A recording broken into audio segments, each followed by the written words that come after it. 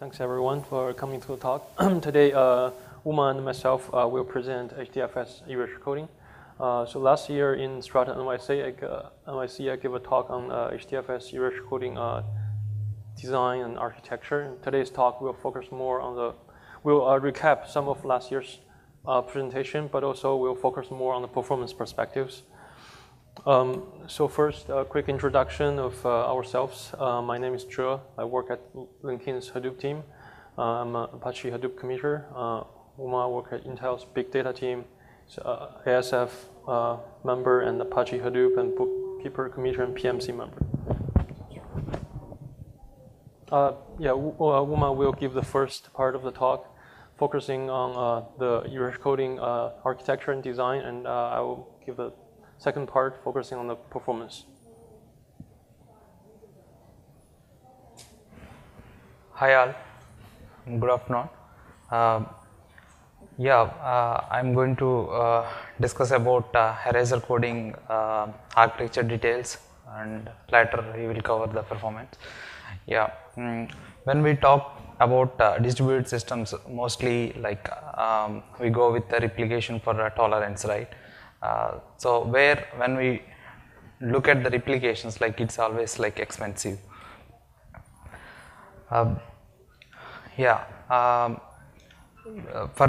For simplicity, many systems go with the replication based. It's a simple and scalable and robust.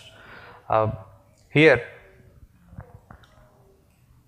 it's giving us like a 200% overhead because though you have to based on the replication, you may have redundant replicas in the cluster, but though you may not access them just for a tolerance, it gives us like a 200% overhead in most of the cases. Secondary replicas we may access very rarely. Generally, like here, Erasure Coding generally saves storage by 50%. So we can look at like how it gives us that benefits. When we compare replication and XR coding, let's look at these. Like in replication, take it 2 bits, 1 and 0. You need to copy the same replicas 1 and 0 extra copies in the cluster. Here you are keeping 2 extra bits, right? When coming to XR coding, it just like you just make exclusive OR of like 1 0 and you store that exclusive OR result. So here you are just keeping 1 extra bit. But in previous case, replication case, you are keeping 2 bits extra, right? So here it is reducing like 50% overhead than replication mode. In both the cases, that tolerance wise, like you can lose max at 1 bit. You cannot lose 2 bits in either of the cases. So you are getting the same durability. But one overhead here is like in XR coding case, you may have to do the computation for recovery of getting the bit whatever you lose. When you look at existing some of the systems like where they heavily use Erasure Coding, if you look at Facebook, they store 65 petabytes of blobs in EC. And Windows or Azure systems, they store almost like 1 or 2 days data every day, and they also keep the sealed data, like where they don't want to modify the data, such data they want to push into EC. As well as Google file system also uses the EC heavily, their large portion of data in the EC. When we look at the roadmap of EC in Hadoop, like it's about redundancy theory and EC in distributed storage systems. We can look now, and also HDFS EC architecture details in detail. And later he would cover hardware acceleration codec frameworks, what we introduced into Hadoop, and then performance evaluation. Here I want to take two terms here, like data durability, how many simultaneous failures you can be tolerated here, and storage efficiency, how much portion of the storage is really useful. Using these two terms, let's compare different options what we have. Let's take three-way replication first. In that, two replicas you can lose. If you keep three replication factor, you can lose up to two replicas. All right. So if you apply these two terms onto this, data durability is 2 here,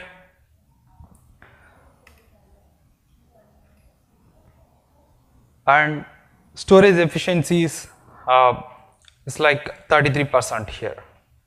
Is because one replica is really useful for us among 3, right? So if you take like 1 by 3 is like 33% as a storage efficiency. Take the same case like exclusive OR. In this case, we apply the same terms, and let's see like how many, like here you can lose 1 bit. The data durability is 1. And the storage efficiency is like 2 replicas really useful among 3, right? So you cannot lose 2 here, like you can lose only 1. Another popular erasure coding technique we also adopted in HDFS is like Reed-Solomon erasure coding technique, where you keep generator matrix and we multiply with the data pieces. Like here I took an example of like 4-2 erasure coding schema, where 4 bits will be like data and remaining 2 will be parity data. So here the generator matrix contains first 4 rows will be like identity matrix, and then remaining 2 will be like some random data matrix, which is called, we call it as a generator matrix. And where when you multiply with the data pieces of 4 data pieces, you would get 6 rows of like first 4 will be like data and remaining 2 will be parity. Like, so among these 6 data pieces, you can lose max up to 2. Like it's a matrix problem, right? So you can recover the data easily by the corresponding 2 rows we can remove from the generator matrix and calculate the inverse matrix of it and multiply with the resultant what you left at the code word what we have, and then you get the remaining loss data 2 pieces. So here if you apply the 2 terms here, like the data durability is 2 because you can lose max 2 bits here, and storage efficiency here real useful data is 4 pieces and among 6, so you would get 67% of storage efficiency. So let's table out all the options what we have seen. Like in a single replica case, it's obvious like durability is 0, we cannot lose anything, like 100% is storage efficiency. When you take 3-way replication, it's like data durability is 2, you can lose up to 2 replicas, and if you calculate the storage efficiency, it is 33%. And when you take XOR, what we have seen, durability is 1 and storage efficiency is 86%. And when you take XOR Reed-Solomon erasure coding algorithm, when you take a 6-3 schema, data durability is 3 here, and 67% storage efficiency. Yeah, the same way like for 10-4 whatever options we can do. It is much flexible in taking the options, like we can take 6-3 or 10-4. So for these reasons we adopted in Reed-Solomon algorithm in HDFS erasure coding.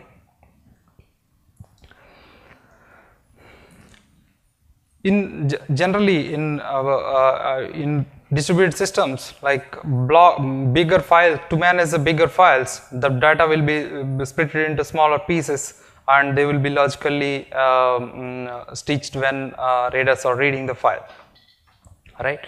So here if you look at the EC in distributed storage, and generally, like if you keep bigger blocks, it may be hard to get the EC for a smaller files. So that is where why we have chosen another layout is what I'm trying to explain here. Here first at least we need six when you take a 6,3 Erasure coding schema, here at least we need 6 data blocks, and then we can calculate the parity, right? So that means if you have a file with lesser than the 6 blocks, it's hard to calculate the EC, right? So we are getting difficulty with the smaller files, but we still can achieve data locality here because you are keeping the data layout as is. But the problem was with the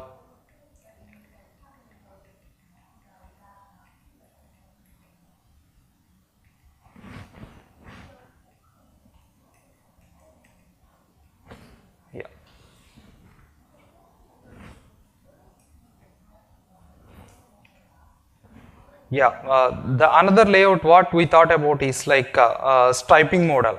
In the striping model, where you can we want to split the data into smaller pieces, and when you take we want to distribute the smaller pieces into when you take 6,3 Erasure coding technique, where we want to keep all the smaller pieces and distribute among to all the nodes, and then calculate parity and for the smaller pieces, and that smaller pieces will go to parity nodes. Altogether, all data writes will go in a parallel.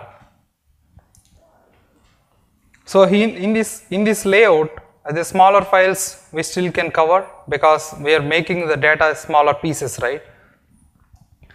It's a parallel I/O. We can efficiently utilize the disks what we have, and since you are making the parallel I/O, but here we have to compromise on data locality because the data is getting split among the nodes in horizontally rather than going into a contiguous block. If you look at existing systems with striping and contiguous layouts with respect to replication and Erasure coding techniques, there are concast file system where it supports striping model in Erasure coding and as well as contiguous model with the replication. And Chef supports striping model in Erasure coding, and it also has striping and replication. Facebook and Windows Azure supports contiguous Erasure coding.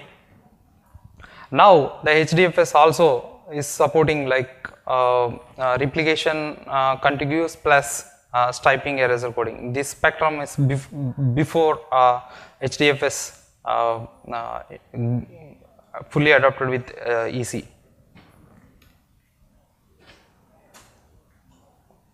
When you look at architecture details little more, before why we have chosen really this striping block layout is we have done some profiling on existing clusters, where if you see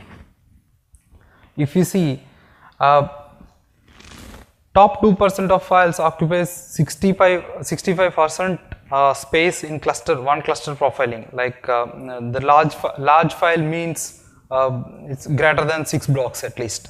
We have just discussed, right? Less than 6 blocks is like smaller file in that way. If you look at another cluster where again the top 2% of files going into 40% space, we cannot still decide, right? We took another profiling where that cluster is fully dominated by smaller files. So after these profilings, we thought like supporting smaller files is important than like supporting locality, because locality case anyways this EC solution requires higher network deployments. So in that case, like when you have like higher network and like higher storage support, you would still get the better performance.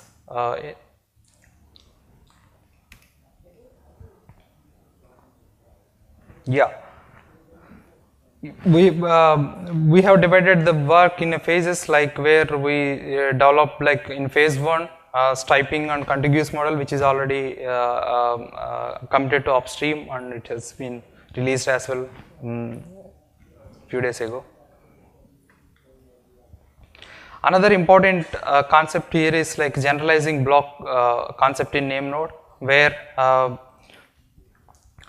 the block will be like just we discussed, right? This data will be split into smaller pieces and will be stored stored into 9 data nodes in a parallel at the same time with smaller pieces. So the logical block will look like this. The logical block, when you take logical block 0, but which contains really, like when you take a 6-3 Erasure coding, it contains 9 blocks underneath.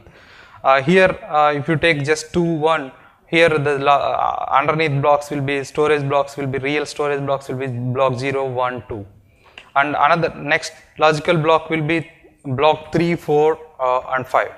The cells, the data cells will be split like this. First 3 cells will go into logical block 0 and 0, 1, 2, as well as next series of cells will go into the same order round robin fashion. And then once the first logical block ends, then it creates the new logical block and real storage blocks further 3, and the next cells will go into that newer blocks. It continues until the file ends.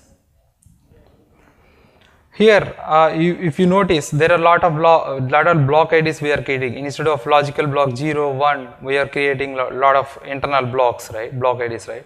To optimize that, we had introduced generalizing hierarchical naming in protocol, where the block ID splits into 3 sections. One is like flag. Initial section will be flag, and next section will be group ID, and then will be index. So index will index can be masked. The block ID can be masked by index. Then you get the group ID, where the first section indicates that whether it's a contiguous block layout or like a striping layout. Using that, block reports can interpret which kind of block it is, and then it can find what is the block group ID associated to it, which will manage. So we don't store all the block IDs. So which automatically using that index it can find. Yeah. From next slide, Jay would cover. Thanks for listening for my portion. Thank you, Uma. Hello. Oh, hello. Hi. In the second part of the talk, I will start with introducing the parallel I/O pattern with the Erasure Coding client. This is the fundamental factor contributing to the performance trade-offs comparing Erasure Coding and traditional replication. So I'll start from the write pipeline. HDFS existing write pipeline is asynchronous. So basically there is a contiguous running thread called the streamer, and the application, whenever the application wants to write a piece of data, the data is put in the in-memory queue, and the application can return. And the streamer is in charge of moving data in the in-memory queue to the corresponding data node. So we have generalized this model to a set, multiple streamers, each working on a separate queue. So it is still a fast asynchronous I/O model. The application will just put data in different queues in round-robin fashion and return. And each individual streamer is in charge of grabbing data in its own queue and writing to its own data node. So the most complex part in this parallel I/O pipeline is error handling. So assume a streamer failed, then we need to guarantee the data is successfully written to data nodes and can be recovered later. For this purpose, we have built a layer of coordination. We call it coordinator. So whenever a streamer failed, the coordinator is in charge of informing other streamers to take actions. For example, allocating a new generation stem from the name node, so we know that which piece of data is stale, which piece of data is fresh. Then I'll introduce the client parallel reading pipeline. The reading pipeline is simpler because in the reading pass, we're not changing the state of the file and the file system. So basically, we're taking a conservative or safe approach. So during the read, the client will start multiple threads reading from different data nodes. But whenever we detect any error in the reading, we just proactively read the entire stripe, including the data chunks and parity chunks. And we do the decoding and recover the data and return to the client. And in the design, we also figured that this kind of online data recovery is not sufficient because there's a burden for the application to recover the data, and this happens on the critical path of accessing the data. So we also added a similar logic on the data node to do background recovery. So we piggyback on the existing HDFS name node replication monitor to detect any failures in the data nodes. And after detection of a failure, the name node will schedule a recovery. We'll pick a new data node, and the new data node will copy data from its peers and do the decoding and recover the data. This will prevent the application from suffering from the recovery delay. Yeah, this is the basic logic on the data node. So the new component is called Erasure Coding Worker. It works on each data node, and it's in charge of recovering data from peer data node. And we also noted that in certain cases where, for example, an entire rack of data node is down, either for planned maintenance or unplanned failure, then these kind of recovery could occupy significant amount of network traffic, and this is one of the most important directions of future work we're working on to most efficiently recover from the entire data node or entire rack failure. And we also added more efficient data checksum support. So in the existing HDFS framework, checksum is done at each block level, and now we're breaking each logical block into multiple physical blocks. So special logic needs to be added when checksumming. The checksumming logic basically need to be aware of how we divide each logical block into smaller chunks. And it has to know how to stitch them together when the checksum is accessed. So the next, I will introduce the hardware acceleration work, which was a joint work by Intel and Cloudera. And I'll introduce how this hardware acceleration improves the performance. So Intel has open sourced a library called ISAL, Intel Storage Acceleration Library. This basically will allow us to do matrix multiplications in CPU much faster than with software approaches. So based on this framework, and with consideration of compatibility, we have in total built 3 coders in the HDFS Erasure Coding project. The first is a legacy coder. It's mainly based on Facebook's old HDFS read project. So that project is a pure Java-based project, and it does Erasure Coding on file level. So in order for the HDFS Erasure Coding, the new project, to be compatible with data already in the HDFS read format, we have built this legacy coder. And we also built 2 new coders. One is pure Java coder. We did several code improvements over the HDFS read legacy coder. Basically, the pure Java coder provides a way for applications to do Erasure Coding without the required Intel hardware. But if the platform does have the required Intel CPU model, then we recommend that the native coder to be used. The native coder is based on Intel's Intelligent Storage Acceleration Library. It basically allows the Java through the GenI interface to directly code the native code on the ASL library, and it can do matrix operations much faster. And in the next slide, I will introduce some more details why ASL is faster. So there are a few factors. So basically, the conversion matrix is pre-computed and reused. So instead of for each encoding and decoding, we create a new conversion matrix. If we recall, the Reed-Solomon coding is basically the encoding process is basically to multiply the data vector with a conversion matrix. And in the ISL library, these conversion matrix is pre-computed and can be reused. And whenever possible, we use Java direct byte buffer, which is off heap, instead of Java JVM buffer, which is faster. And also another factor is that multiplication can be done in parallel with special instruction sets from the Intel CPU. So with this acceleration, we used a spectrum of benchmarks to measure the performance of HDFS EC. So we started from the basic micro benchmark, which is in-memory encoding and decoding calculation. So no I/O is involved. So the input data is in memory, and we call the CPU calculation to generate the output in memory without dumping into the storage. So we can see that the native coder is much faster than other coders.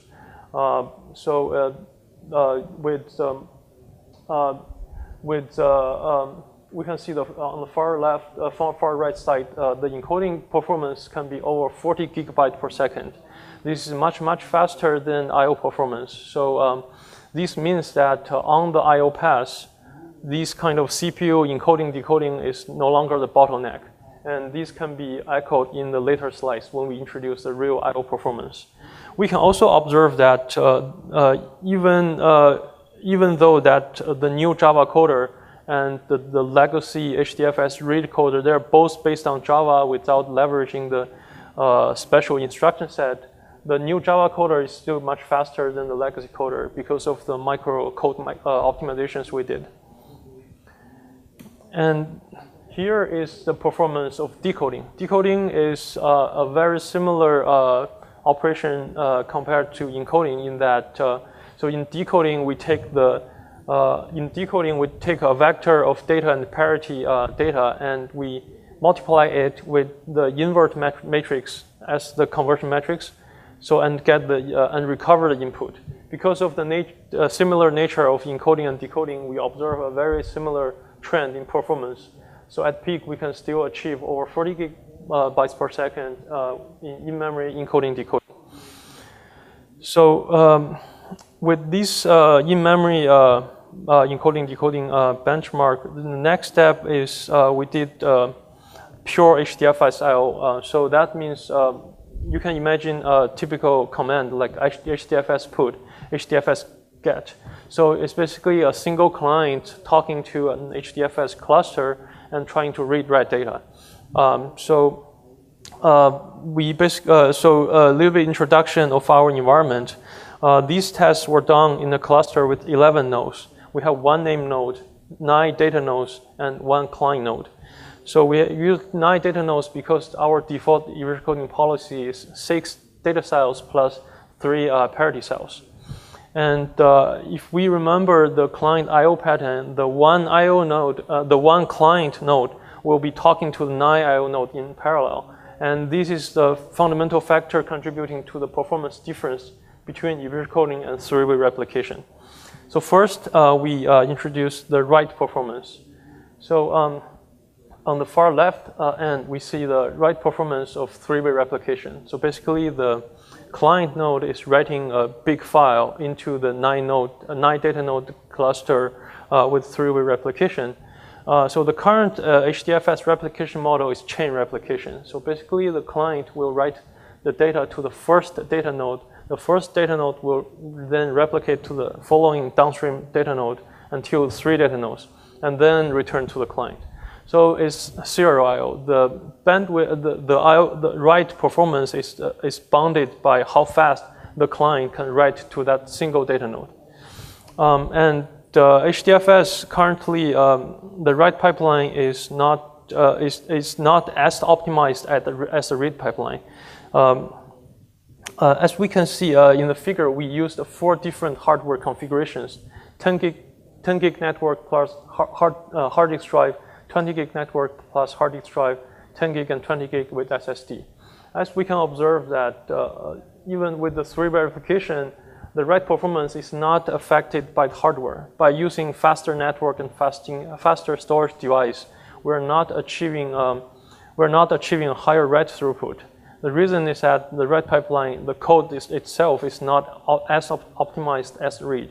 In the backup chart, if we do have enough time, I have some more detailed explanation on in the pipeline how much time is spent on each function in the Java code. So the most important observation is that with the fastest native coder, the ISL coder, we are achieving much higher write throughput than 3-way replication. This is because the client is writing to 6 data nodes in parallel. 9 data nodes in parallel. So it is leveraging the network bandwidth to a more complete degree. How about read performance? So in read performance testing, first we test without any data node failure. So no encoding, decoding is involved in this process. We're just purely testing how the new data layout, the striping data layout, affects the read performance. As an interesting observation is that in these tests, we still use the same set of 4 different hardware configurations: 10 gig, 20 gig network, and HDD SSD storage device. And with the current HDFS 3-way replication mechanism, we can see that the performance does improve with faster hardware device. Like especially if we compare the HDD and the SSD performance, SSD performance provides much faster read performance. That is because HDFS read pipeline is much more optimized than the write pipeline. For example, we have short circuit read and other optimizations. And HDFS, the Hadoop community has long realized that data reading is on the critical path of most applications. So again, Erasure Coding with the striping layout performs much better than 3-way replication. The client is basically reading data from, in this case, 6 data nodes in parallel. And it's more, especially with the 20 gig network and SSD, the client is fully utilizing the 20 gig network. And this is also a trend in data center hardware. So modern data centers are employing much faster network over time. So right now we see 10 gig network is becoming a standard, and in the near future we'll see 20 gig, 40 gig, and that will give Erasure Coding a more performance benefits and will basically help the adoption of EC, we believe. In the next set of experiments, we kill 2 data nodes during the read, and we see how the encoding decoding affects the performance. We can see that with the legacy and pure Java coder, the overhead is quite high, but with the native coder, the overhead from error recovery is quite limited. And we did some more fine-grained analysis. The overhead is not in the CPU calculation. The overhead is rather than reading the extra data from the 3 data nodes storing the parity data. The network and I/O consumption is the main source of this overhead. So after the micro HDFS I/O benchmark, we also used DFS I/O, which is basically a MapReduce job. So the main difference here is that in the previous HDFS I/O macro benchmark, it's a single client talking to multiple data nodes, so there's no data locality involved. And in the MapReduce workload, the client is co-located with data nodes. So we will see the impact of locality. And if we remember from the initial discussion Uma provided on data block layout, by dividing the logical block into smaller pieces, we are breaking the data locality. So with the current HDFS replication mechanism, a client can talk to a single data node for a big chunk of data without going through the network without any network activity. But with Erasure Coding, the striping layout, for any sizable I/O, the client has to go through the network and fetch data from multiple data nodes. That's why we see that with a single mapper, the Erasure Coding is actually slower than three-way replication, because that mapper needs to go through the network and get the data.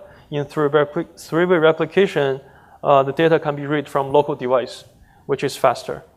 But we observed that when we increase the map and file number, Erasure Coding eventually outperforms three-way replication. We believe the reason is that with more mappers, the I/O workload is more evenly distributed on data nodes anyway. So locality plays a weaker role with higher map and file count. So on the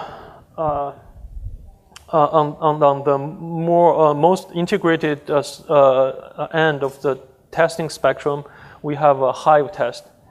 Okay, so we tested two Hive mechanisms: Hive on MapReduce and Hive on Spark. So Hive is locality sensitive, but Hive on MapReduce is constrained by some non-I/O factors, including the overhead of scheduling a MapReduce job. So we see that in this case, Erasure Coding is slower than three replication, but only to a very small degree.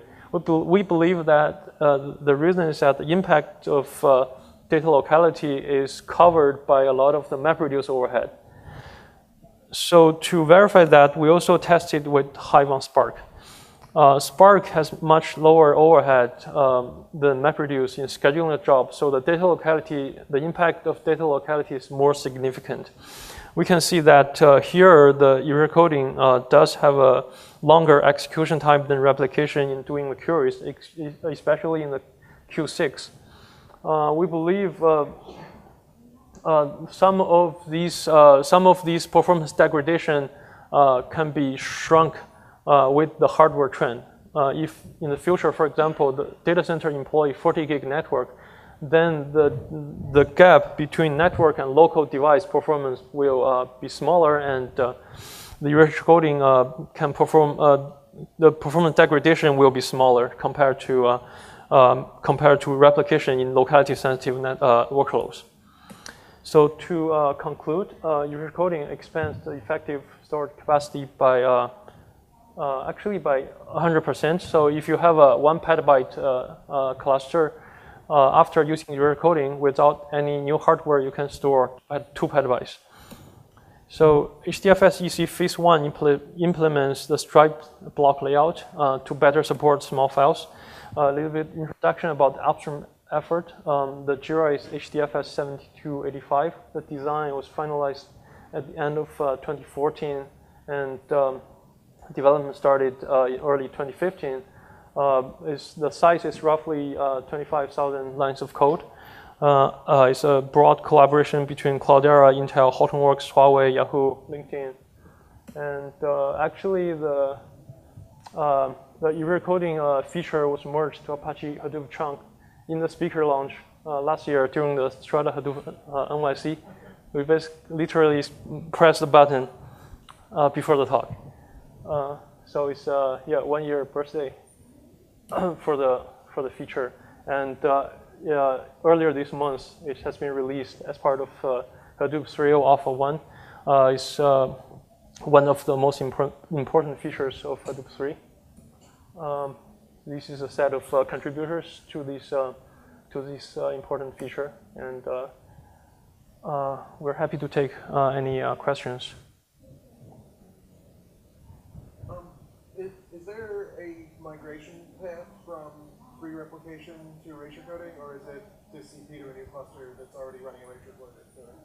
So right now is a plain file copy. The Erasure Coding policy can be configured for each file and directory. So the way to migrate is to first create a directory with Erasure Coding policy and copy file into it. But we are working on a smarter conversion, because in theory, some data can remain there without interdata node copy.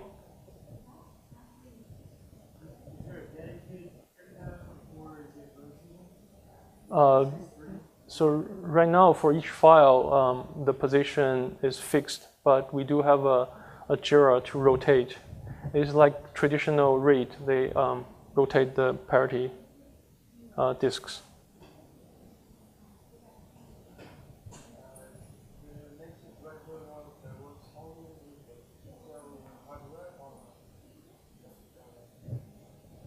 Why, want to answer the question? Yeah. It's a in the system. Yeah, ISAL library has from Intel hardware perspective. Yeah. Sorry, I want to play the next slide, which is some introduce the Intel booth. Yeah, I think you can meet there at Intel booth. I think this already closed, I guess. It's 11:20 to 12 p.m. Yeah, we can. One or two more questions. Yeah, I will just play this slide while answer questions.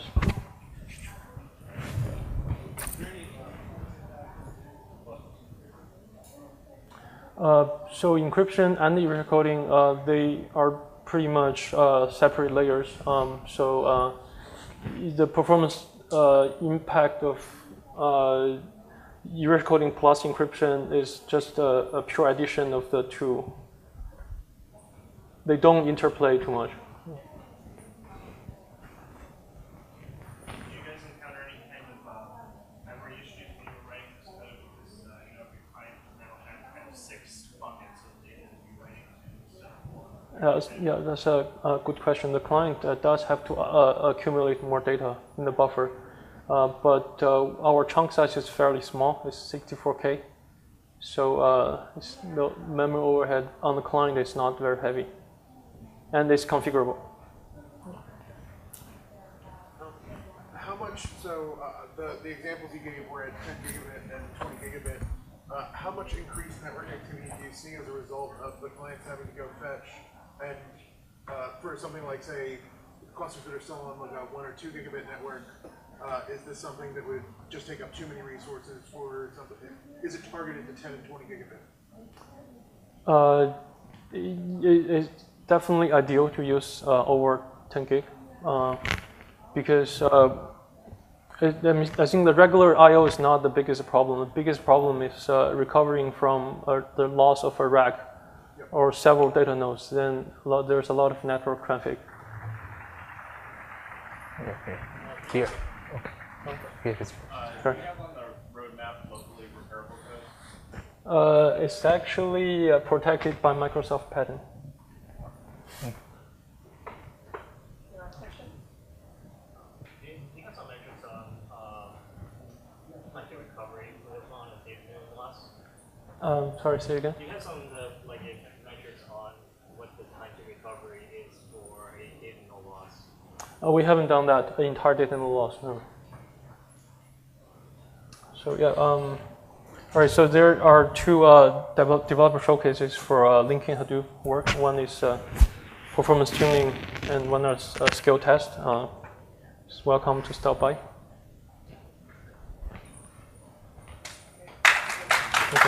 Thank you.